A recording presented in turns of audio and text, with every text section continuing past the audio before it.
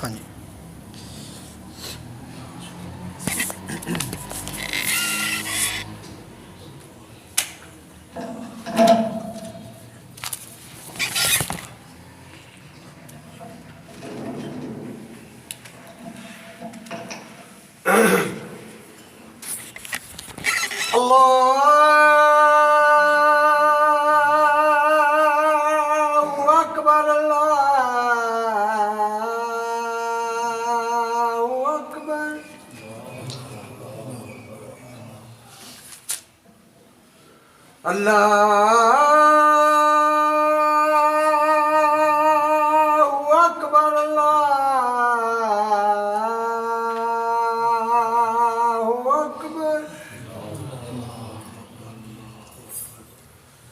أشهد أن لا إله إلا الله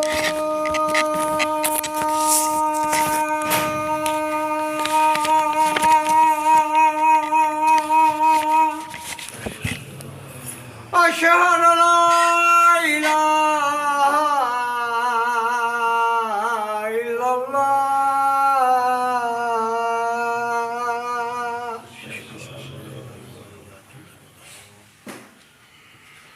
أشهد أن محمد رسول الله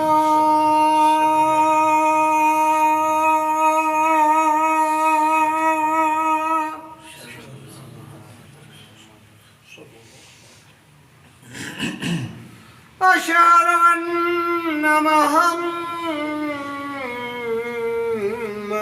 رسول الله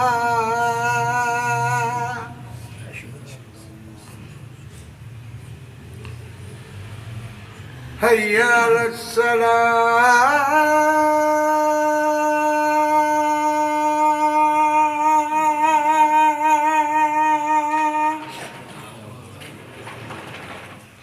هيا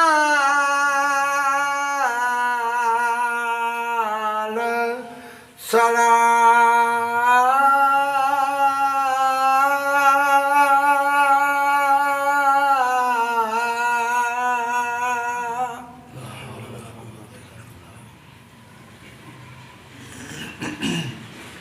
هيا على الفلاح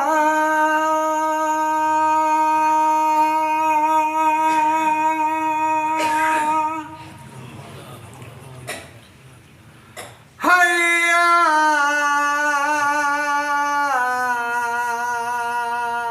على الفلاح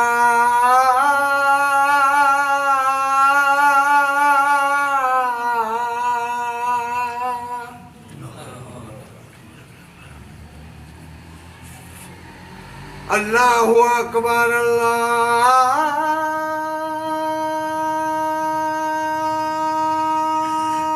الله أكبر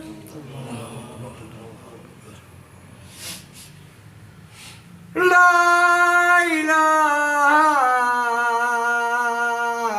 إلا الله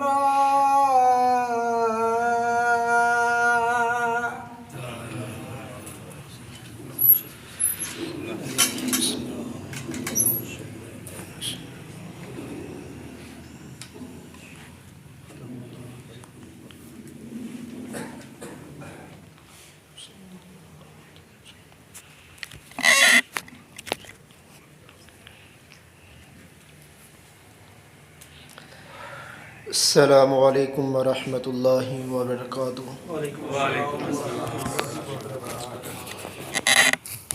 إن الحمد لله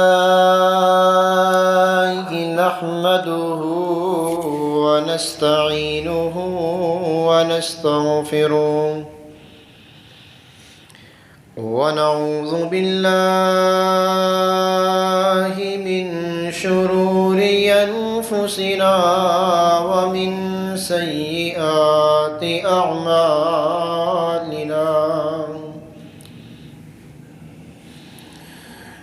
من يهده الله فلا مضل له ومن يضلله فلا هادي له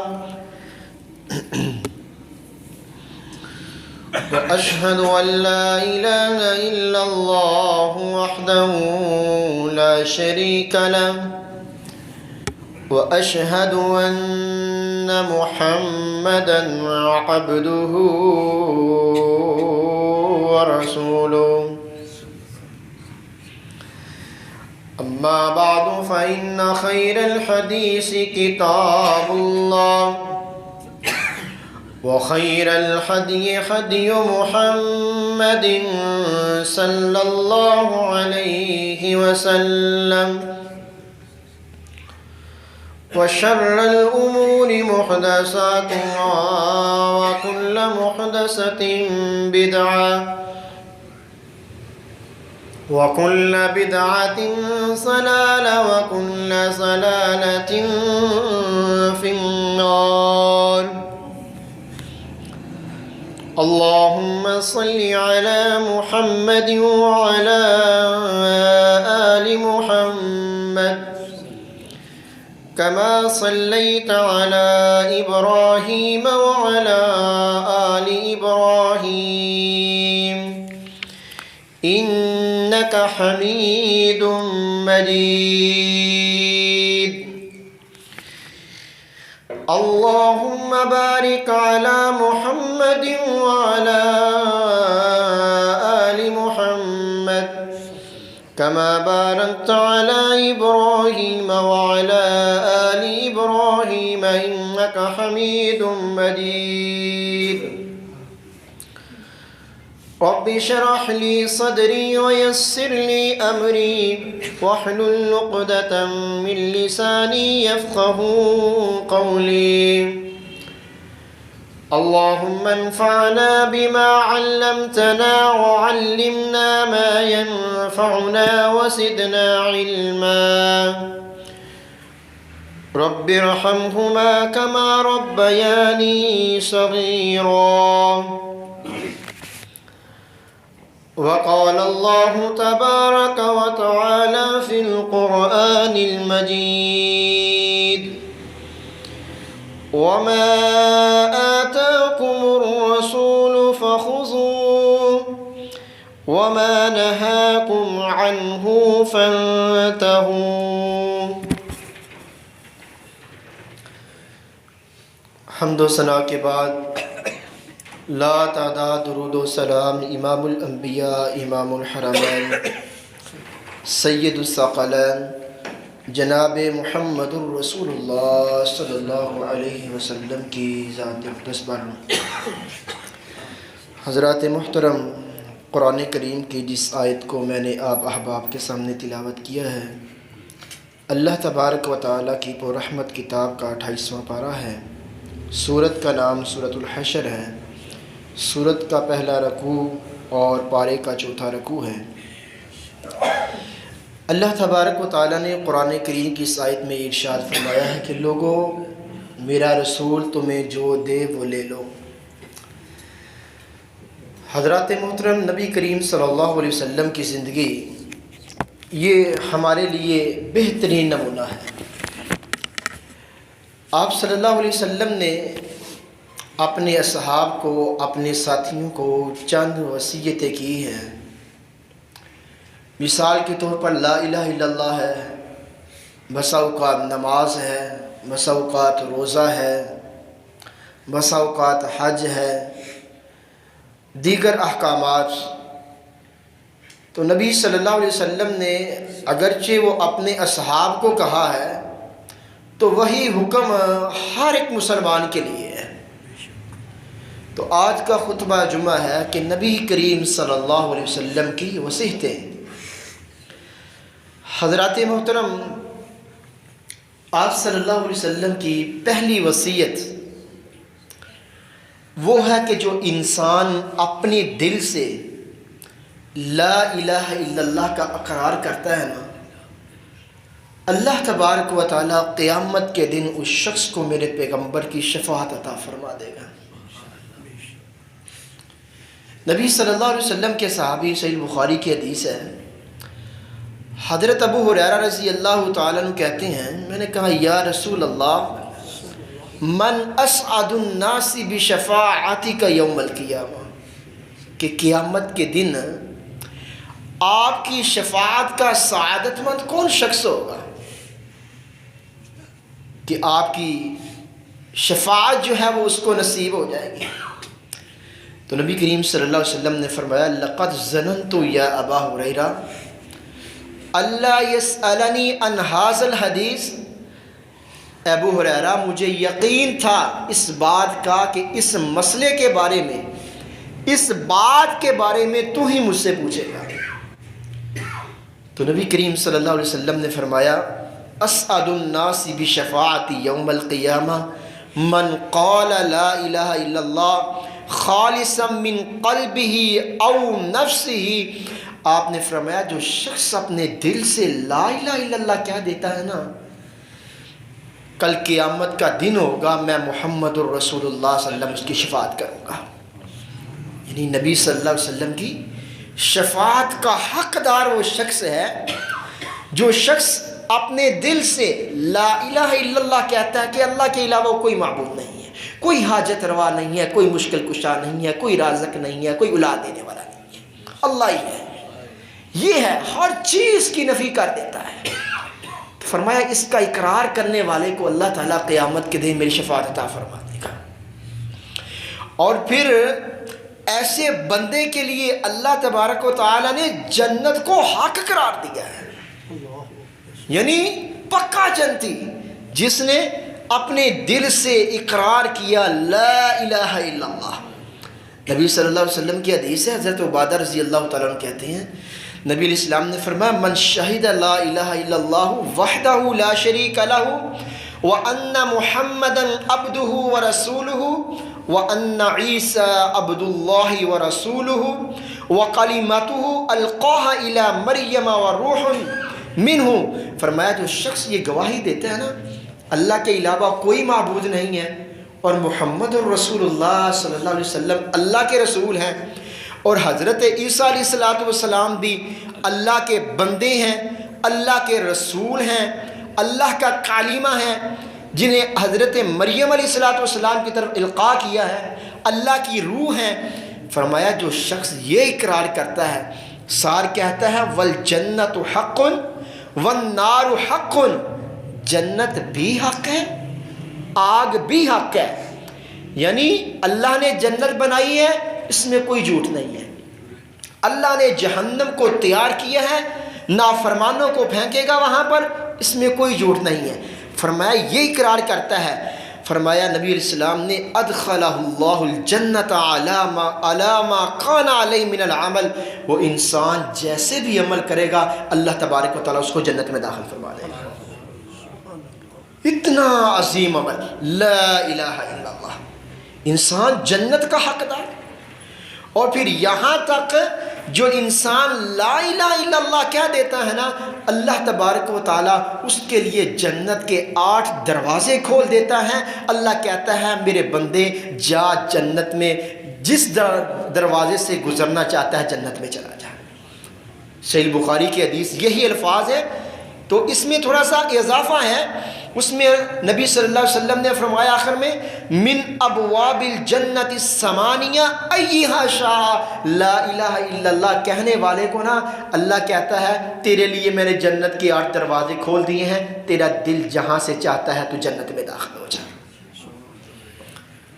ایسا عظیم عمل، اور اس عمل کو اپنانے والا، اس کا اقرار کرنے والا نبی صلی اللہ علیہ وسلم نے یہاں تک کہہ دیا ہے اس پر اللہ تبارک و تعالیٰ نے جہنم کو آگ کو حرام کر دیا ہے.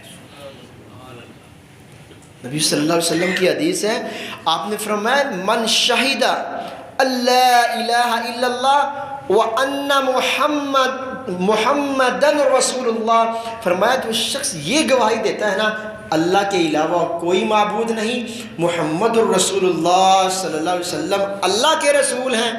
نبی علیہ السلام نے فرمایا حرم اللہ علیہ النار، اللہ تبارک و تعالی ایسے شخص پر جہنم کی آگ کو حرام کر دیتا ہے. تو یہ نبی صلی اللہ علیہ وسلم کی اس حدیث میں، ان تینوں احادیث میں وصیت ہے جو آپ اپنے اصحاب کو کرتے رہے ہیں.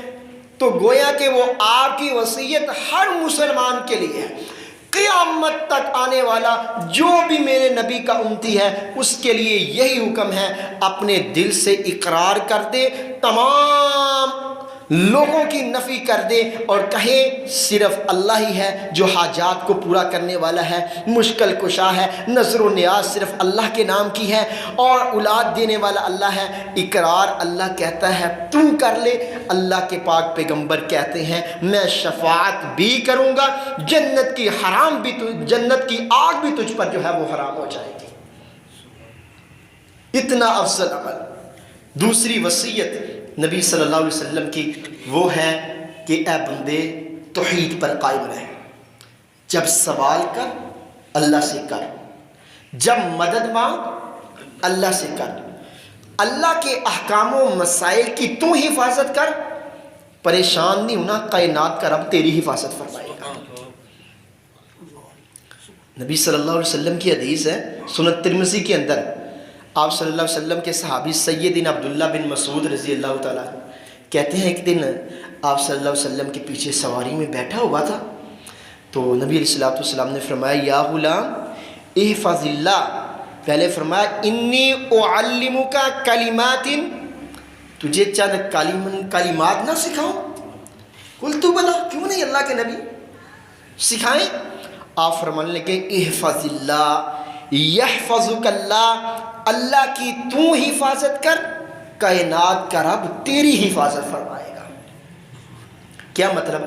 اللہ کے جتنے بھی احکام و مسائل ہیں نا، ان سارے احکام و مسائل کو سامنے رکھتے ہوئے نا تو اپنی زندگی گزار، پریشان نہیں ہونا، اللہ تبارک و تعالیٰ تجھے ناکام نہیں کرے گا، کامیابیاں تیرے قدم چومیں گی جب تو اللہ کے احکام و مسائل کو سامنے رکھتے ہوئے زندگی گزارے گا۔ پھر نبی علیہ السلام نے فرمایا احفظ اللہ تجدہ تجاہک، اللہ کی حفاظت کر تو اپنے رب کو سامنے پائے گا۔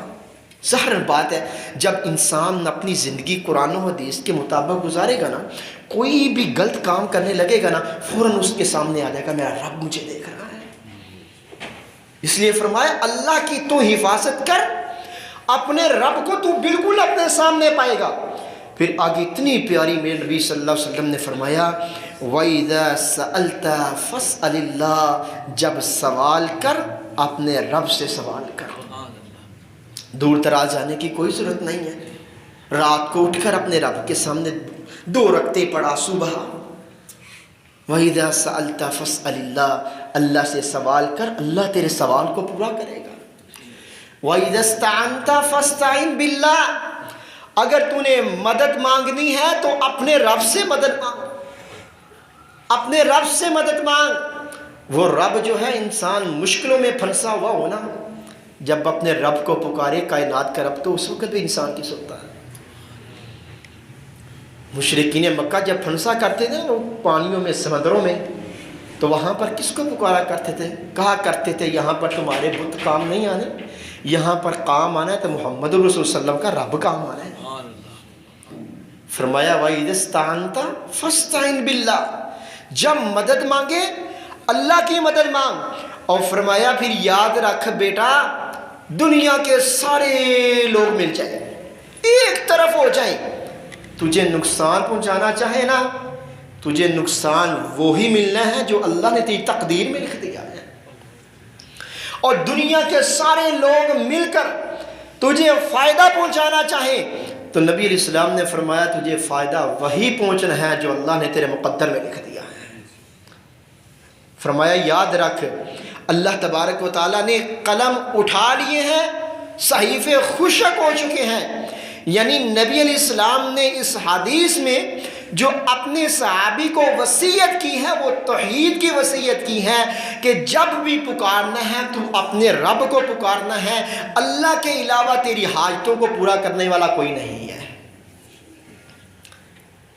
نمبر 3 نبی صلی اللہ علیہ وسلم کی وصیت وہ ہے حصول علم، جو انسان علم کو حاصل کرتا ہے، خواہ وہ بوڑھا ہے، خواہ جوان ہے، خواہ وہ چند سالوں کا ہے، یعنی جس میں تڑپ ہے علم کی، اس کے لیے نبی صلی اللہ علیہ وسلم نے وصیت کیا کی ہے؟ فرمایا ایسے شخص کے لیے درخت بھی استغفار کرتے ہیں، دعا کرتے ہیں، ایسے شخص کے لیے مکان بھی دعا کرتے ہیں، ایسے شخص کے لیے پتھر بھی استغفار کرتے ہیں۔ نبی صلی اللہ علیہ وسلم کی حدیث ہے مسند احمد میں، حضرت قبیصہ رضی اللہ تعالیٰ عنہ آپ صلی اللہ علیہ وسلم کے پاس آئے تو عمر کیا ہے، ہڈیاں جو نا ہڈیاں یہ بوڑھی ہو چکی ہیں، اور پھر کہتے ہیں اللہ کے نبی میں آیا ہوں آپ کے پاس، قلت کبرت سنی ورقا عظمی، اللہ بڑھاپا چھا گیا ہے، ہڈیوں کا ڈھانچہ بن گیا ہے، اور فَأَتَيْتُكَ لِتُعَلِّمَنِي مَا يَنْفَعُنِي اللہ تعالیٰ بھی، آپ کے پاس میں ایسا علم سیکھنے کے لیے آیا ہوں وہ آپ مجھے سکھا دیں کہ اللہ تبارک و تعالیٰ اس علم کی وجہ سے اللہ مجھے فائدہ عطا فرما دیں۔ نفع مند علم، تڑپ تھی علم کی۔ نبی کریم صلی اللہ علیہ وسلم نے فرمایا فقال یا قبیصۃ ما مررت بحجر ولا شجر ولا مدد، اور جب بھی میرے صحابی تو گزرتے ہیں نا کسی درخت کے پاس سے، کسی مکان کے پاس سے، کسی پتھر کے پاس سے، فرمایا الا استغفر لک، تیرے لیے وہ بخشش کی دعا کرتے ہیں۔ فرمایا رہی بات تو نے مجھ سے کچھ کلمات پوچھی ہیں علم سیکھنے لیے کہ آیا ہے، آپ نے فرمایا اذا صلیت الصبح، بڑے ہی 3 کلمات ہیں، بڑے ہی عظیم یہ کلمات ہیں، صرف 3 کلمات، اور ادا بھی 3 مرتبہ کرنے ہیں۔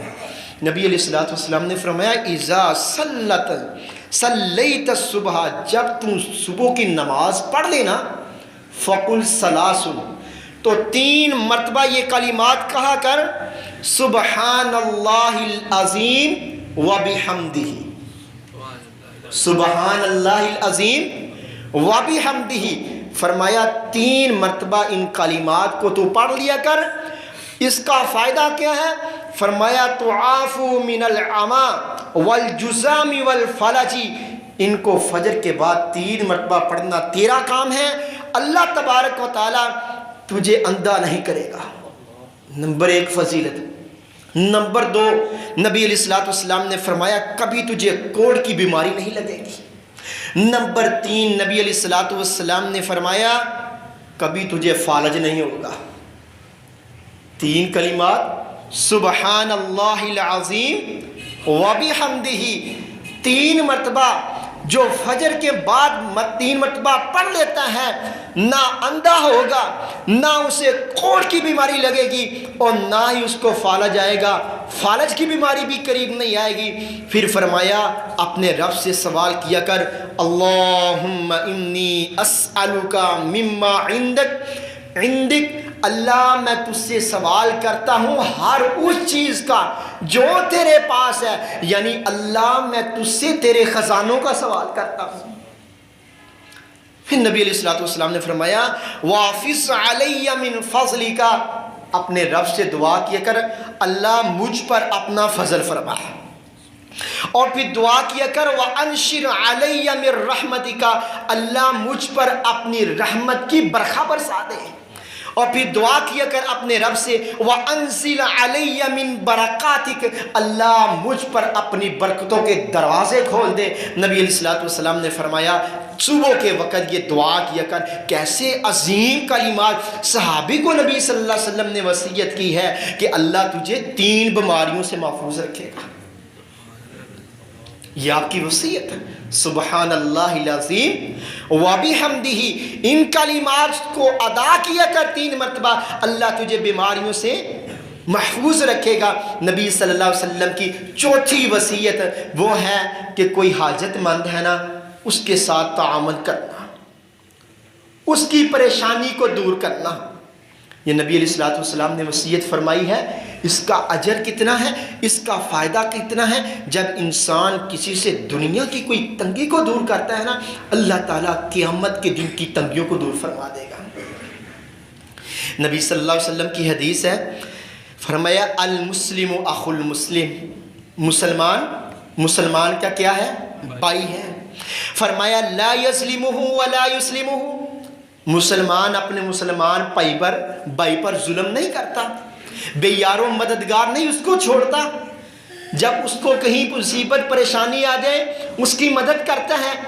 فرمایا پھر نبی علیہ السلام نے من کان فی حاجت اخیہ، جو شخص اپنے بھائی کی مدد میں ہوتا ہے نا، اپنے بھائی کے ساتھ تعاون میں ہوتا ہے، فرمایا کان اللہ فی حاجتہ، وہ بندہ بھائی کی مدد کر رہا ہے، کائنات کا رب اس کی مدد کر رہا ہے۔ کتنا عظیم عمل۔ پھر آگے نبی علیہ الصلوۃ والسلام نے فرمایا وَمَنْ فَرَّجَ عَنْ مُسْلِمٍ قُرَبَةً مِّن قُرَبِ الدُّنْيَا، جو شخص کسی مسلمان سے، اپنے بھائی سے دنیا کی تنگی کو دور کرتا ہے، اللہ تبارک و تعالیٰ اس سے آخرت کی تنگیوں کو جو ہے وہ دور کر دے گا۔ نبی علیہ السلام نے فرمایا فَرَّجَ اللَّهُ عَنْهُ بِهَا قُرَبَةً مِّن قُرَبِ يَوْمِ الْقِيَامَةِ، اللہ کہتا ہے تو میرے بندے پر دنیا میں تو اتنے کیے کرتا رہا ہے، اس کو تو یاد رکھتا رہا ہے، اس کا معاون بن کر رہ رہا ہے، اللہ کہتا ہے جا آج میں اللہ نے تجھے آخرت کی جو ہے وہ ساری تنگیوں کو دور فرما دیا۔ پھر نبی علیہ الصلوۃ والسلام نے مزید فرمایا من ستر مسلما سترہ اللہ، جو شخص کسی کے فعل پہ پردہ پوشی کرتا ہے نا، قیامت کے دن اللہ تبارک و تعالیٰ اس کی پردہ پوشی کرے گا۔ ایک حدیث میں آتا ہے نبی علیہ الصلوۃ والسلام کے، آپ نے فرمایا کہ اللہ تبارک و تعالیٰ کے سامنے ایک بندے کو پیش کیا گیا نا، اس کے پوچھا گیا تو اس نے کہا کیا؟ میں نے فرمایا اللہ دنیا میں بندوں سے نا درگزر کیا کرتا تھا، آتے تھے اپنے غلاموں کو کہا کرتا تھا اور بھائی اس کو اور ٹائم دے دو، اس کے پاس پیسے نہیں ہوتے تھے، میں کہتا تھا اور ٹائم دے دو، لیٹ یعنی کسی کو ادھار دیتا تھا لیکن اس میں تاخیر کے لیے وقت دیتا تھا۔ اللہ کہتا ہے تو دنیا میں اتنا لوگوں پہ احسان کرتا تھا، نیکی کرتا تھا، جا میں آج اللہ رب العالمین نے تجھے معاف فرما دیا۔ تو نمبر 4 لوگوں کی مدد کریں، ان کے معاون بنیں۔ جب ہم ان کے معاون بنیں گے کائنات کا رب ہمارا معاون بنے گا۔ جب ہم کسی کی پردہ پوشی کریں گے کائنات کا رب ہماری پردہ پوشی کرے گا۔ اور نبی صلی اللہ علیہ وسلم کی 5ویں وصیت وہ ہے اللہ سبحانہ و تعالیٰ کے سامنے زیادہ سے زیادہ سجدہ کیا کریں۔ اس کا اجر کیا ہے؟ اس کی فضیلت کیا ہے؟ اللہ تبارک و تعالیٰ قیامت کے دن میرے پیغمبر صلی اللہ علیہ وسلم کا ساتھ عطا فرما دے۔ کیسا عظیم عمل میرے پیغمبر صلی اللہ علیہ وسلم وصیتیں کر کے کیے۔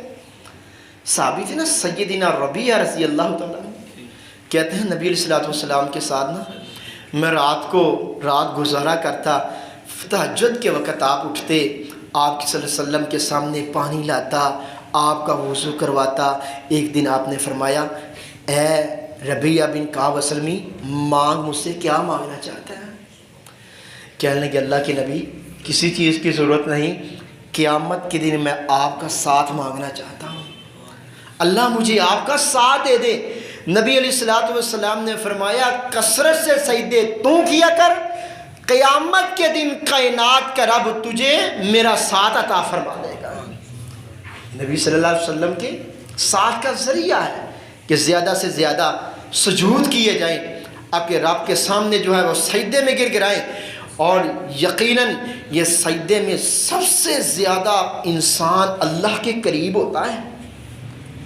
نبی صلی اللہ علیہ وسلم کی حدیث ہے کہ سجدے میں انسان سب سے زیادہ اللہ کے قریب ہوتا ہے، اور پھر یہ سجدہ کرنے کی وجہ سے اللہ تبارک و تعالیٰ انسان کے گناہ مٹا دیتا ہے۔ سیدنا ثوبان نبی صلی اللہ علیہ وسلم کے غلام کہتے ہیں میں نے کہا اللہ نبی علیہ الصلوۃ والسلام نے مجھے کہا اے ثوبان علیک بکثرت السجود، کثرت سے سجدے کیا کر، وصیت ہے۔